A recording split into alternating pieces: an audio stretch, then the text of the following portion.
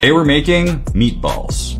The first thing I noticed was that the design kind of looked like SpongeBob clouds, and the inside was not what I was expecting either. Though granted, I didn't really know what I was expecting, it sort of reminded me of sea urchin. I dropped them in an egg mustard coating, breadcrumbs, and fried. Once they were crispy, I finished them with salt and some lemon. Now, I'm not gonna lie to you guys and say these were the best things I've ever made. They were sort of minerally, but overall, not terrible. My last video, we cooked a whole pig. Now, it's time to eat. I do the goalie right there. Transfer. On the table. So this was my first time cooking a whole pig, so I didn't really know what to expect. I started by pulling the hams, and I could tell it was super tender. The skin seemed extremely crunchy, and I opened up the belly. This is where bacon comes from, and it was just falling apart. Worked our way up to the ribs, and had to go for a quick bite. Finally got up to the cheek and jowl area, and I mean, just look at this stuff. There's really nothing like cooking a whole pig. I got to learn exactly where each cut comes from, and getting my friends involved in different parts of the process was an experience that I'll never forget.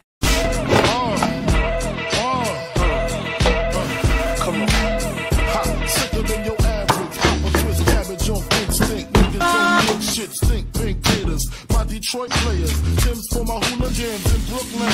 Dead right, if the head right, Biggie there, every night. Papa been smooth since days of under rules. Never lose, never choose to. Bruise, cruise, who? Do something to us. Talk, go through us. Girls want to us, wanna do us, screw us, who us? Yeah, Papa and Pump. Close like Starsky. This is a whole beef tongue, and we're making tacos. Honestly, this thing looked more like a foot than a tongue, but it's filled with great meat below that thick layer of skin. Start by simmering for a couple hours so the skin can be peeled off. Mustard binder and season. And we're smoking over applewood, low and slow.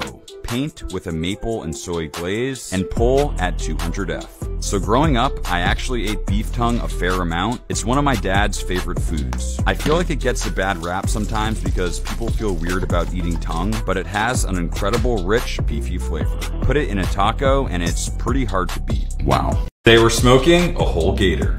Gators are pretty wild. Don't eat me! Sharp teeth, webbed claws, and packed with great meat, especially in that tail. And I started with a brine. Salt, bay leaves, peppercorn, citrus, and some sugar to help keep it nice and juicy. After 8 hours, pat it dry, oil binder, and seasoned with a barbecue rub. Then get it on the grill. We're smoking over applewood, low and slow. Paint with a vinegar sauce, and pulled at 165. Honestly, this blew me away. Sorta reminded me of a more tender and juicy smoked turkey. Wagyu tallow beef cheeks, starting with 2 incredible beef cheeks and some Wagyu fat. Melt it down, then blow up the cheeks like balloons so they're completely full of that incredible flavor. And we're smoking over applewood, low and slow. Don't eat the tallow like ice cream. Do fill a pot and add those cheeks so they can tenderize. Next, char up some poblano and Fresno peppers, chop them up, and add to barbecue sauce for a kick. And time to shred. And this cheek literally exploded. Just insanely juicy cheeks. Honestly, a well-cooked beef cheek rivals brisket or beef ribs any day of the week. Wow. It's cold up there in Vietnam. It has the juice. I can't imagine a more beautiful thing. They were gonna try cooking with movie theater butter. So everyone knows that movie theater butter is the superior butter, but turns out it's not even butter. Either way, I fully vaccinated Larry, placed it in the bag, added to the sous vide, and time for steak. I seasoned the steak with salt and pepper, then completely filled a pot with that popcorn butter. Gently poach until 125F and sear on high heat in more of that butter. And we're left with, honestly, a pretty damn good looking steak. But before I talk about the taste, let's check on that lobster. After a few hours, it's fully cooked. At this point, the kitchen smelled like a movie theater and it was amazing. But I have to be honest. Very tasty, but unfortunately, I don't taste that butter whatsoever. Grilled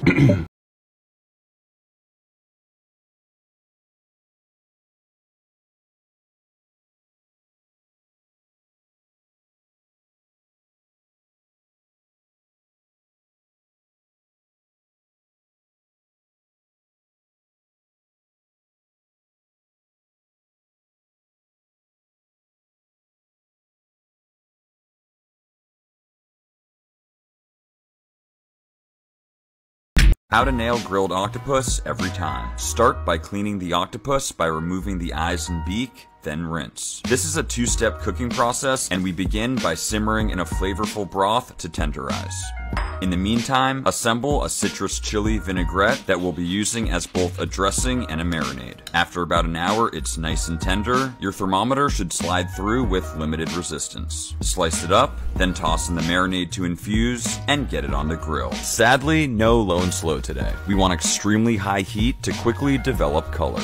Finish with more vinaigrette for a perfectly tender and incredibly flavorful contrast in textures.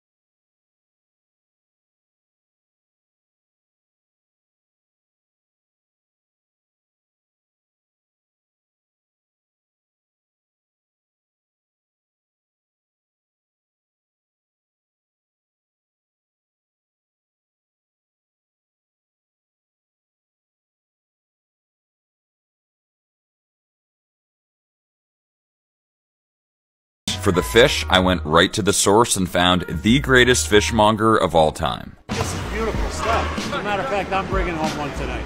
Put a little lipstick on it. You gotta fix her hair first. I'm giving you a $50 fish for free. You owe me for the rest of your life. You.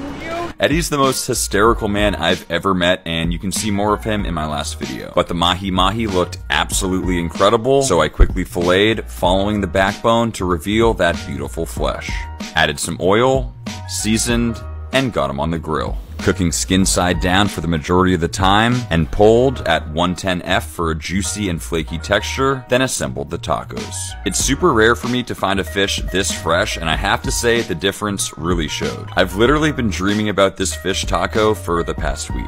Oh yeah. Deconstructed smoked chicken thighs. Smoked chicken skin can get rubbery, so start by separating into two pieces, then season those quarters with a barbecue rub. Let's get them on the grill. We're smoking over applewood, low and slow.